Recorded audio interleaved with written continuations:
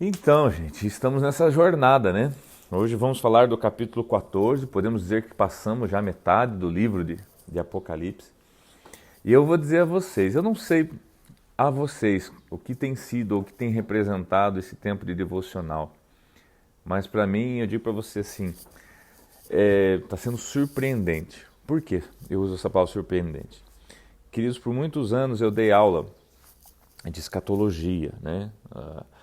E quando você aprende para ensinar, no que foi no meu caso, né, quando você faz teologia ou mesmo um aperfeiçoamento, então você estuda, né, de forma tópica e às vezes não segue, né, ali capítulo a capítulo, você vai por assuntos, por temas. E agrega muito conceito, sim. Mas eu tenho tido uma experiência diferente, né, ao estudar e fazer essas devocional capítulo a capítulo, porque daí eu junto todo o conhecimento que eu já tinha, mas e se acredita que muitas coisas têm mudado, no meu conceito, muitas coisas eu tenho que reensinar. Eu vejo que algumas coisas, não que eu tivesse ensinado da forma errada, mas talvez eu não tinha uma compreensão plena de muitas coisas. E hoje eu tenho tido assim, dia após dia, uma revelação nova, né? Eu entendo que Deus está querendo falar conosco acerca de nos posicionar para os tempos, tá? Muito importante. Ainda que Deus ele não está no nosso cronos, né, no nosso calendário, no nosso quadro de horário, né? Ele está no seu kairos, que é uma eternidade. Então, para ele não tem ao começo, o meio e um fim. Não, ele é o alfa e o ômega, o princípio e o fim. Então, ele sempre está no kairos de Deus, né? Que é no seu tempo eterno. Mas é óbvio que no seu tempo eterno, né, ele estabelece para nós tempos. E, e então o livro do Apocalipse nada mais é do que falando desses tempos, né, nessas várias anuâncias, no passado, presente e futuro. O que aconteceu, o que está acontecendo e o que ainda irá acontecer. Então, assim, tem sido muito gratificante mesmo. E hoje eu quero transferir um pouquinho mais da experiência que Deus tem colocado no meu coração a vocês. Vamos lá então? Tá com a sua Bíblia aí? Sua Bíblia, caneta, marca-texto, óculos para quem precisa, né? Tudo certinho, né? Vamos lá então. Me dê um minuto da tua atenção, que em nome de Jesus nada te atrapalhe, nada tire a tua atenção nesse momento, para que a gente possa junto, né, conseguir ter compreensão juntos. Eu peço ao Senhor que Deus nos dê sabedoria, que o Espírito Santo de Deus, que a palavra diz assim, que peça a Deus quem precisa de sabedoria, então que Deus nos conceda sabedoria nesta manhã, no nome de Jesus Cristo, que leve a nossa mente cativa ao trono da graça, nos dando a mente de Cristo, e eu recebo a mente de Cristo e eu declaro sobre a sua vida também a mente de Cristo. Vamos lá então? Queridos, vamos utilizar ainda a versão NVI. Então hoje, no capítulo 14, nós vamos falar sobre três assuntos específicos, tá? Uma primeira parte, que é do capítulo 1 ao capítulo 5, versículo 1 até o versículo 5, que fala aqui, né, de uma visão, né, do Cordeiro. Vamos falar sobre os três anjos, tá? Que é do 6 ao 13, e a colheita da terra, que é do 14 até o 20. E eu confesso a vocês assim, que ao reler sobre a colheita da terra, eu fiquei impactado em algumas coisas e eu preciso ter liberdade de compartilhar com vocês. Eu acredito que vai ser um tema muito especial, porque no capítulo 15 nós vamos ter que começar agora, né, ver as taças sendo derramadas. Até aqui lembramos que falamos sobre as 7 pastores, as 7 igrejas, as 7 taças, as 7 trombetas, perdão, 7 selos, as 7 trombetas, tá? Os 7 personagens, é um grupo de 7 vezes 7, né? São 7 juízos que a gente vai ver, então enfim, 7 é o número de uma perfeição, né?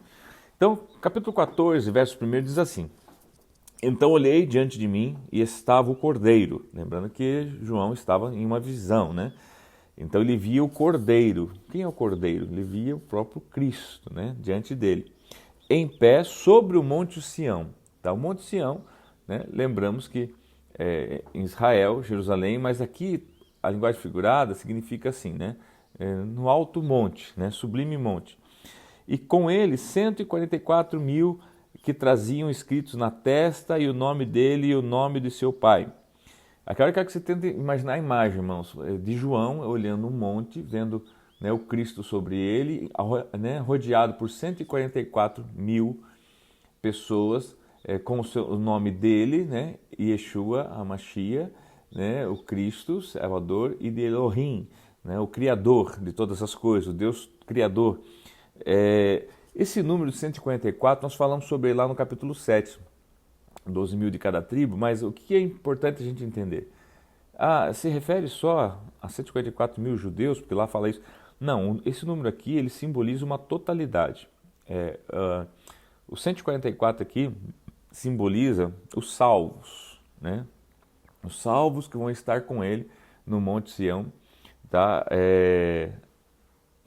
Também nos remete, tá, a uma imagem do retorno de Jesus com os seus. A Bíblia fala que ele virá, né, sobre ali os montes de Sião, sobre Jerusalém, que o monte de Deus se partirá no meio.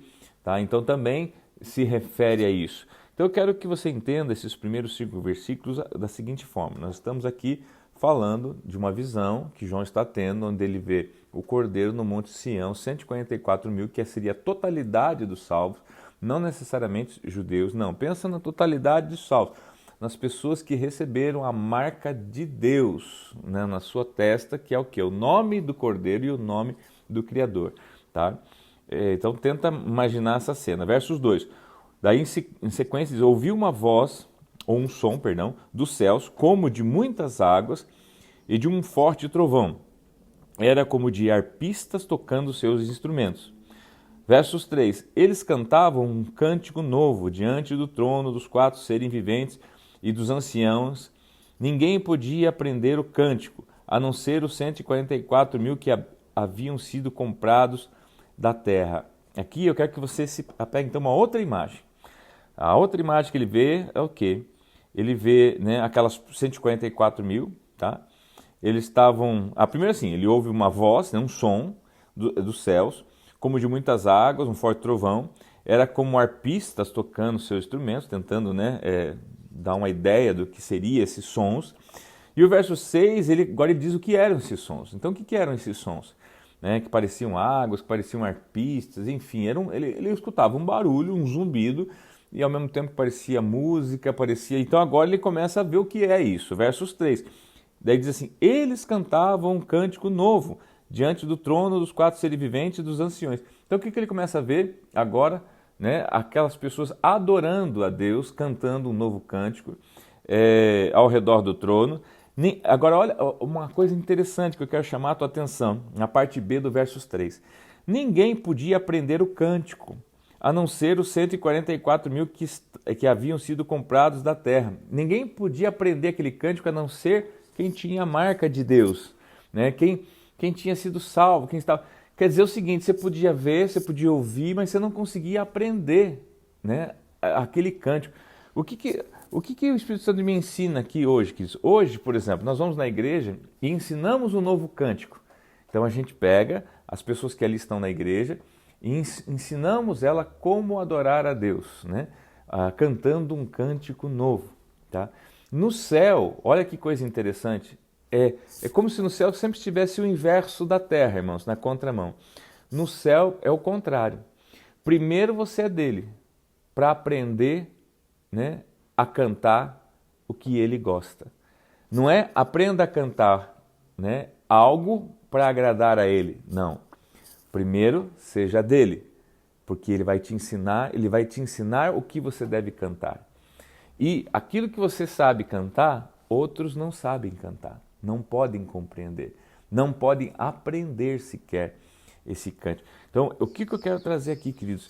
O louvor sempre foi expressão de adoração. Deus fala assim, adore ao Senhor em espírito e verdade. Significa o quê? Da nossa humanidade, nós não conseguimos adorar a Deus, a não ser que seja em espírito. E o que é em espírito? Você receber dele algo, para que através disso que você recebe dele, aí sim, flua uma verdadeira adoração, um verdadeiro cântico, um cântico novo que você aprende dele, tá? Que ele recebe, você aprendeu, né? Mas que outros que vêm não conseguem entender. Por isso muitos não conseguem entender a sua adoração, o meu louvor, diferente do mundo, porque a adoração do mundo é diferente. Eu ensino algo para eles que eu gosto, para eles me adorarem. Deus é ao contrário. Primeiro Deus ensina quem é para eles, para que estando com Deus, eles tenham capacidade de aprender um cântico novo. Eu não sei se você conseguiu entender, mas é algo muito, para mim é algo muito significativo, muito especial da parte do Senhor, porque eu vejo Deus como Deus realmente não aceita nada, né, que vem do homem. Ele só aceita as coisas que vêm do Espírito. Tá? Pode vir através do Espírito de Deus que está no homem, mas não do homem, não da carne. Tá? E há coisas que ele não vai revelar à carne, irmãos. Há coisas que Deus só revela ao Espírito, só revela, né, a você ser espiritual. Então, olha só, eles cantavam um cântico novo diante do trono dos 4 seres viventes e dos anciões. Então, é aquele retrato que nós estamos vendo desde lá do início do Apocalipse, né, o cenário dos céus. Tá? Ninguém podia aprender o cântico. Imagina você fazer João ver uma visão e na visão João pontua. Interessante que era um cântico, eu escutava um som como um barulho de muitas águas, como arpistas, mas ninguém podia aprender esses, a não ser os 144 mil, que representam o quê? A totalidade. A totalidade, né, dos cristãos, dos que estavam com ele no céu. Esses sim, né? A esses foi dado um cântico novo. A esses foi dado aprender a cantar um cântico novo e verdadeiramente adorar ele em espírito e em verdade. Que o Espírito Santo ministre no teu coração o que eu estou querendo dizer agora nesse momento. Versos 4. Estes são os que não se contaminaram com mulheres, pois se conservaram castos e seguem o Cordeiro por onde quer que vá. Foram comprados dentre os homens e ofertados como primícias a Deus e ao Cordeiro. Mentira nenhuma foi encontrada em suas bocas, são imaculados. Aqui fala do que, queridos? Aqui não está falando assim, aqui esses 144 mil não foram casados, ainda que há muitas versões que dizem, né, quando diz aqui não se contaminaram com mulheres, então dizem virgens, tá? Mas se você pegar umas traduções mais antigas, que são mais fiéis, né, às originais, você vai ver que aqui usa-se o termo, né, castos, ou o termo, né, não se contaminaram com mulheres, porque mulher sempre foi uma representação, um símbolo do quê? De perdição no que se diz respeito à religião. Ou seja, quando eles adoravam outros deuses, a Bíblia fala assim, eles prostituíam, né? Adorando ídolos. Então, na verdade, está falando assim, esses 144 mil, tá? Eles não se prostituíram, eles se manteram castos, eles se manteram íntegros. Mas por quê? Entendeu? Aqui, então, eu quero... Mas porque era uma classe especial? Não, queridos. Que homem, né, na Bíblia, tá, consegue se manter? Porque, veja bem, tem alguns outros detalhes, tá? Foram comprados dentre os homens, ofertados como primícias a Deus e ao Cordeiro. Ó, mentira nenhuma foi encontrada em suas bocas. Que homem nunca mentiu? Então, como é que nós estamos falando aqui de 144 mil que nunca passou uma mentirinha na sua boca? São imaculados. Queridos, então eu preciso que você entenda esses 144 mil como a totalidade dos santos, salvos em Cristo, que são encontrados dessa forma porque são lavados e remidos pelo sangue do Cordeiro. Então, observe que nós estamos aqui falando de uma totalidade, né, de um número, né, total de salvos que são encontrados, são dados como primícias para Cristo, para servir a Cristo. Mas por quê? E por que estão sendo encontrados dessa forma, né, imaculados? Porque foram lavados e remidos pelo sangue do Cordeiro. Então isso é importante, porque a gente fica achando que é uma classe especial que vai surgir na Terra, de pessoas perfeitas, pessoas, né, que nunca se contaminam. Outra, a gente vê a relação homem e mulher como família até como algo que contamina. Não, é algo que Deus criou. Então é importante a gente ter esses esclarecimentos para não se perder, né, no entendimento. O versículo 6, agora até o versículo 13, diz assim, fala sobre 3 anjos, ok? E aqui eu queria chamar a tua atenção para os 3 anjos e para o que cada anjo comenta. Verso 6, então, diz assim, viu outro anjo, que seria o primeiro anjo, que voava pelo céu e tinha na mão um evangelho eterno. O primeiro anjo, o que ele tinha? O evangelho eterno. Queridos, o que nós temos buscado reconhecer na pregação de Jesus? Jesus vem para quê? Para instaurar o evangelho, né? Para restaurar, para estabelecer o evangelho do reino, que é um evangelho eterno, o reino de Deus, na eternidade. Então aqui fala de um evangelho eterno, ou seja, umas boas novas do eterno, ou boas novas eternas, tá? Então eu tinha na mão o evangelho eterno para proclamar aos que habitam na terra e a toda a nação. Então esse primeiro anjo vem o quê? Nós vemos aqui o quê? Uma restauração do verdadeira mensagem. É um período onde Deus libera um anjo para que esse anjo traga, né, para nós, crentes, igrejas, o que? A verdade sobre o evangelho eterno, ou seja, uma mensagem, né, fidedigna, né, idônea, sem mácula. Vamos ver se confirma isso. Vamos lá. Para proclamar os habitantes da terra e todas as nações, tribos, língua e povos. Verso 7. Ele disse em alta voz. Olha só o que ele diz. Então esse primeiro anjo. Temam a Deus e glorifiquem-no, vírgula, pois chegou a hora do seu juízo. Então, o que ele vem falar? Agora é momento de você temer a Deus. Agora é momento de você não titubear. E por quê? Porque é chegado o juízo. Ele está dizendo o seguinte, daqui para frente, as chances que precisavam ter sido dadas foram dadas. Ele está dizendo, daqui para frente não haverá mais chances.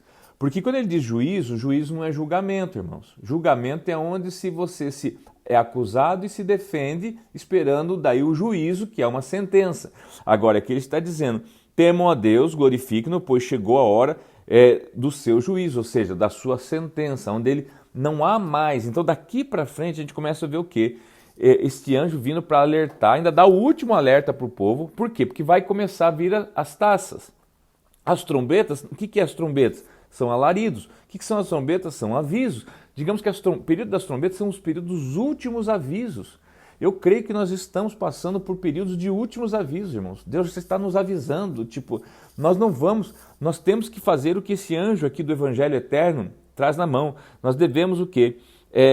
Temer a Deus, glorificá-lo, tá? Porque sabemos que é chegado o juízo. Então agora é mais do que nunca sermos crente mesmo, que salga a terra, é o tempo do sim, sim, não, não, né? Não é tempo da mornidão, não é tempo, é quente ou é frio, tá? É importante a gente guardar isso. Versos 8, o segundo anjo, agora fala do segundo anjo, seguiu dizendo, caiu a grande Babilônia, que fez todas as nações beberem do vinho da fúria da sua prostituição, que é o quê? As religiões. Então, o segundo anjo está dizendo assim, acabou a farra, acabou essas meretrizes, né? Acabou essa religião que leva todo mundo a se prostituir, né? A meretrizes, a grande Babilônia. Por que a grande Babilônia? Porque a grande Babilônia era o retrato, né? Da igreja contaminada, da religião contaminada, né? da religião adúltera, que adultera e não vive de forma verdadeira. Então ele está dizendo assim, olha, caiu a grande Babilônia, caiu a religião, acabou, né? O segundo anjo, então. E o terceiro anjo, versos 9, diz assim, seguiu dizendo em alta voz, se alguém adorar a besta, olha só, porque quando fala caiu a Babilônia, acabou essa coisa de idolatria. Acabou a idolatria, acabou esse negócio de adorar a falsos deuses. E daí está dizendo assim, o terceiro vem assim, né? E seguiu dizendo em alta voz, se alguém adorar a besta, que é o quê? É a imagem que foi feita, né? E a sua imagem, e receber a sua marca na testa ou na mão, também beberá o vinho do furor de Deus que foi derramado em sua mistura do cálice da sua ira. Será ainda atormentado com enxofre ardente na presença dos santos anjos e do Cordeiro. E a fumaça do tormento de tais pessoas sobe para todo sempre, para todos os que adoram a besta e a sua imagem. E para quem recebe a marca do seu nome, não há descanso dia e noite. Versos 12, aqui está, até que o verso 11 por enquanto. O que está dizendo, gente? Então veja bem, o primeiro anjo fala do evangelho eterno. O segundo anjo fala que caiu a Babilônia. O terceiro anjo fala assim, sobre não adorar a imagem da besta. Então é um alerta, dizendo, gente, atente-se. Até porque quem adorar a imagem da besta, quem receber a sua marca, então não terá o que fazer, O versos 12 vem dizendo sobre isso, né? Fala uma observação para aqueles que não querem adorar a besta e não querem receber a marca. Versos 12, aqui está a perseverança dos santos. Por que perseverança? Porque vai ter que perseverar. Não vou, não quero, vou pagar o preço por isso, tá? Aqui está a perseverança dos santos que obedecem os mandamentos de Deus e permanecem fiéis a Jesus. Tá? Então ouvi uma voz do céu dizendo, escreva, felizes, olha só, está falando agora para quem não aceita a marca da besta, ok? Felizes os mortos que morreram no Senhor de agora em diante, a partir de agora. Ele está dizendo, nesse tempo de juízo, feliz é quem morre, feliz é quem for morto, feliz é quem morrer, porque ou você aceita a marca ou você vai ter que morrer. E ele está dizendo, feliz é você que morrer. E ele faz a citação no versos 12, né? Fala assim, aqui está a perseverança dos santos. Aqui nós vamos ver quem realmente está sendo provado e aprovado, a perseverança dos santos, que é assim, é você perseverar até a morte, né? E a morte, né, virá até você. E a palavra do Senhor fala assim, versos 13, né? Ouvi dos céus e escreva isso, felizes os mortos que morrem no Senhor, morrem no Senhor, ou seja, sem negar, né, o Senhor, de agora em diante. Diz o Espírito, sim, eles descansarão das suas fadigas, do seu cansaço, da sua perseguição, da sua dura vida, né? Pois as suas obras os seguirão. Queridos, então aqui a gente vê o quê? Por isso que eu falo, nesse tempo aqui, é óbvio que nós não chegamos nesse tempo ainda, né? Houve um tempo lá atrás, onde nós vemos isso, pessoas que, e até hoje, pessoas são mortas por não abandonarem a sua fé, ok? Mas aqui vai ser num nível muito maior, porque assim, lembra que nós vimos ontem a besta que sai do mar da terra e vai chegar um momento onde você sequer compra e vende. Você não vai entrar no mercado se você não botar a máscara, passar o álcool gel. Então você vai ter que optar, tá? E daí eu digo para você, se você não pode entrar no mercado sem a máscara e sem o álcool gel, como é que você vai comer? Se a comida está toda lá dentro?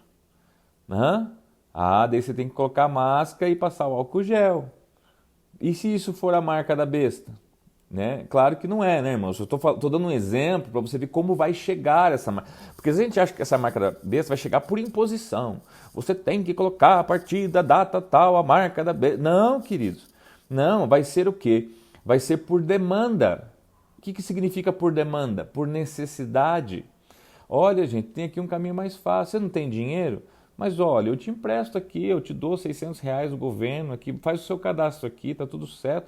A gente vai botar só uma marquinha em você para a gente ter um controle, quem já pegou, né? E inclusive fique tranquilo, não vai ser só por 2 meses. A gente vai inclusive aumentar, quem sabe, para 6.000 em vez de 600. E você todo mês vem aqui e pega, né? Você está entendendo como é que vai ser sutil, tá? Então nós temos que estar preparados para isso. Nós temos que estar preparados para essas coisas, tá? Versos 14, queridos, olha lá. Olhei e diante de mim estava uma nuvem branca. Então, lembrando que é sempre uma visão, e agora ele está olhando e vendo uma nuvem branca, tá? E assentado sobre a nuvem, alguém semelhante a um filho do homem. De quem será que está falando? Do próprio Senhor. Em algumas versões fala um anjo em cima da nuvem. Quem é o anjo do Senhor? É Cristo, tá? E ele está onde? Na nuvem. Olha o cenário. Queridos, aonde Jesus vai vir arrebatar a sua igreja? Nos ares. E nós vamos encontrar ele aonde? Nas nuvens. Eu estou achando, irmão, que a nuvem é a Ferrari de Jesus. Ele vem nas nuvens, né? Ele vem no seu carro forte, né? Na nuvem. Tá? Agora aqui, queridos, eu abro uma seguinte parêntese.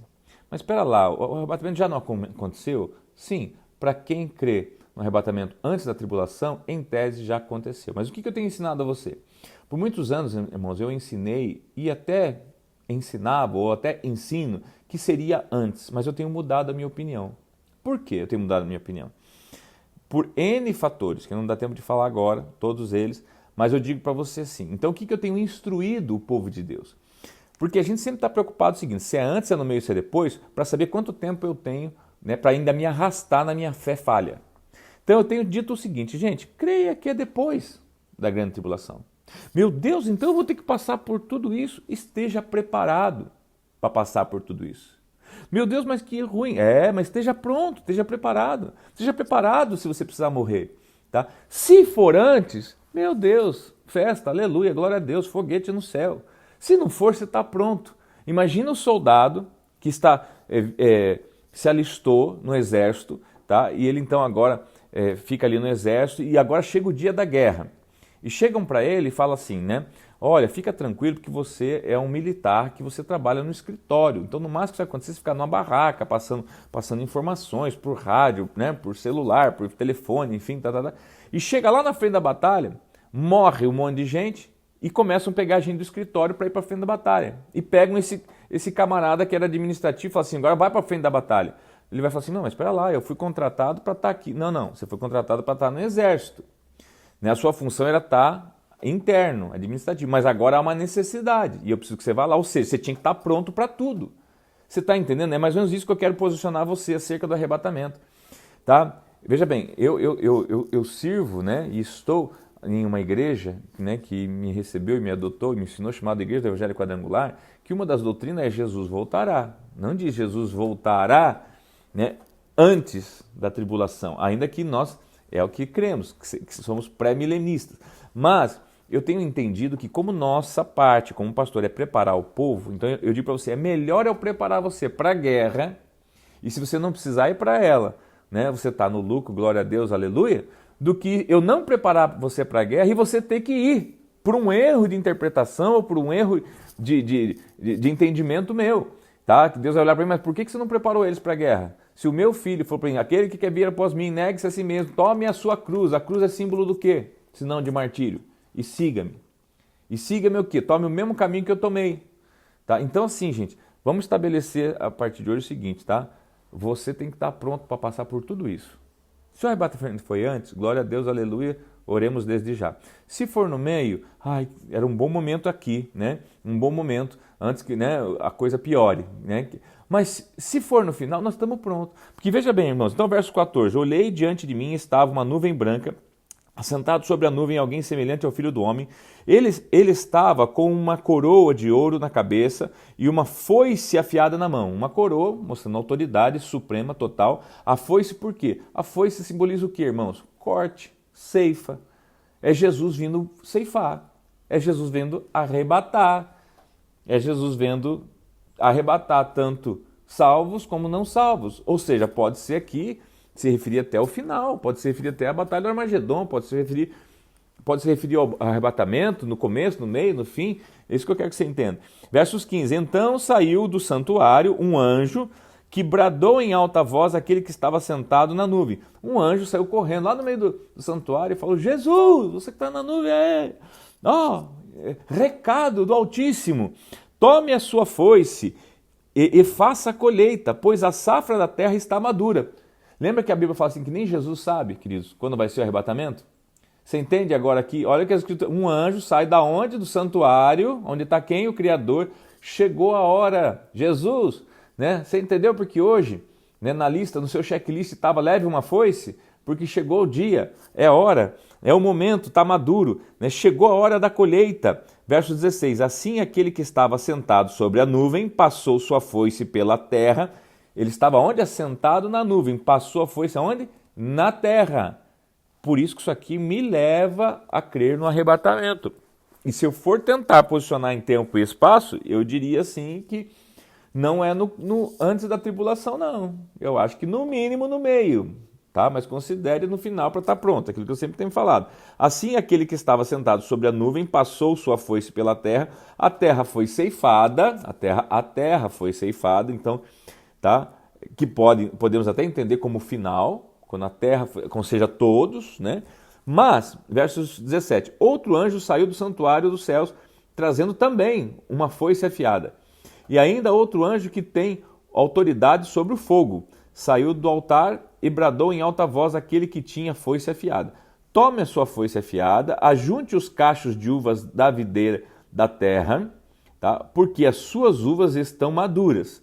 Os cachos de uvas, a figueira sempre significa Israel, ou seja, tire, né, os seus escolhidos, daí, tire o seu povo salvo, tire o seu povo que está escrito no livro da vida. Verso 19, o anjo passou a foice pela terra, ajuntou as uvas e as lançou no grande lagar da ira de Deus. Então aqui já se fala de um outro grupo, um outro anjo, um outro grupo que são ceifados agora para quê? Para a ira de Deus. Versos 20, elas foram pisadas no lagar, fora da cidade, e correu sangue ao lagar, chegando ao nível dos freios do cavalo, numa distância de cerca de 300 quilômetros de cerca de 300 quilômetros. Ou seja, essa distância aqui fala assim da extensão, ou seja, vai pegar toda a terra. Né, no sentido, por que extensão? Porque Israel é a imagem de tudo. Se você for ver Israel de norte a sul, ele dá mais ou menos 400 e poucos quilômetros, 300 e poucos quilômetros. Aqui até é medido em estádio, então tem uma diferença aqui. Mas enfim, está dizendo assim, de norte a sul. E como Israel significa o restante do mundo, então assim, é um tempo final, é um tempo de colheita final. E agora, irmãos, então assim, é como se fosse o aviso, é o aviso. Agora então, né, Jesus vem buscar a sua igreja, seja antes da tribulação, no meio ou no final, se prepare para o final, porque se vir no começo você está no lucro, tá? Esse é o discurso mais seguro, tá? Jesus estava lá sentadão na nuvem, dando a sua passeada diária, né, a sua devocional diária e tal. Naquele dia ele estava com uma foice na mão e sai um anjo correndo e fala assim, é hoje, chegou o dia, é hoje, Jesus, vai lá, né? Toma os teus, tá? A Bíblia fala que sai outro anjo, tá? E esse outro anjo sai também com uma foice, né, para colher os demais, dá a entender assim, os demais que não têm a marca, né, do cordeiro, que não tem o nome escrito, ou que receberam a marca da besta, tá? Para quê? Porque aí fala que é para serem pisados pela ira de Deus. Então, queridos, esse capítulo 14, nós vamos parar aqui, porque no 15 começa a começa a ser derramada as taças, e as taças são iras. Então são o quê?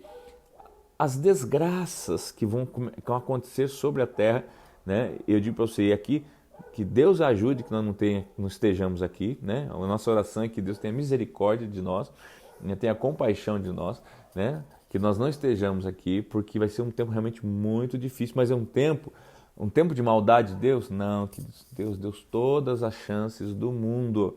Deus deu chance, Deus deu Jesus, deu sacrifício perfeito, deu graça, deu favor imerecido. Deus deu as tribulações que são sinais tipo, olha, atentem. Deus mandou recado dizendo, temam a Deus e o seu Filho, né?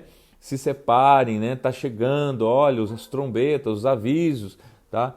E chegou uma hora que ele falou assim, agora não tem mais, agora é o juízo, agora é tempo da colheita, agora é o tempo de eu separar, né? Quem tem que separar para Deus, quem é do Cordeiro, quem são aquelas totalidades, os 144 mil, aqueles que é para ele, as primícias dele, e aqueles que tiveram a oportunidade, mas que não aceitaram, ao contrário, aceitaram a marca da besta, tá?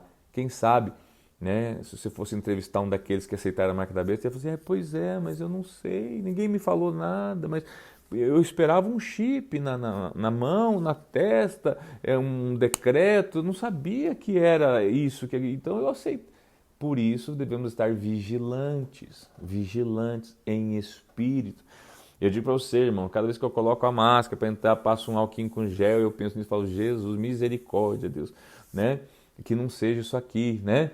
Porque se for, já estamos tudo, né? Mortinho, tá? Para ir para a igreja, você precisa botar máscara, imagina. Tá? Então, claro, não estou fazendo aqui uma apologia, estou dando um exemplo da máscara para você entender a mentalidade, para você entender o pensamento, como vai ser fácil a introdução da marca, vai ser fácil fazer as pessoas receber a marca. Tá? Porque assim, imagina só, ou você morre, ou você põe uma máscara. Claro, você vai botar máscara. Agora, se você está temendo a Deus, vigilante, acompanhando os sinais, vendo, meu Deus, eu acho que eu estou reconhecendo este tempo pelas Escrituras, eu estou reconhecendo um bafo do dragão na minha nuca, do anticristo, e eu acho que eu vou fazer uma hortinha no fundo de casa. Faça, por que não? Faça. Eu acho que eu vou comprar uma vara, porque eu moro na praia, qualquer coisa eu vou ali, corro, pesco um peixe, compre. Irmãos, tipo assim, não estou falando para você fazer isso, estou falando assim, seja sensível, tá bom? Agora, vamos crer assim, em nome de Jesus, né? Que ele vem buscar a gente antes, porque eu acho que nós, gentios convertidos, né, nós não fomos preparados para isso. Aí sim, eu creio que o povo judeu está muito mais preparado para isso. Então, que Deus tenha misericórdia de nós e que a gente possa... Assustei você hoje? Se assustei, amém. A minha ideia era essa mesmo, assustar, mexer com você, tá? Para que você pudesse, então, estar pensando e lendo, relendo, estudando, orando. E aquilo que eu falei assim, na pior das hipóteses, eu te preparei para o pior, para você, quem sabe, viver o melhor. Então, quer dizer, não perdemos nada com isso, tá? Mas, se você tiver que ver o pior, pelo menos você não vai dizer que ninguém te avisou. Tá bom? Um beijo grande a todos, queridos, um bom dia. Eu vou dar um oizinho aqui para... Oi, Cíntia, tudo bem?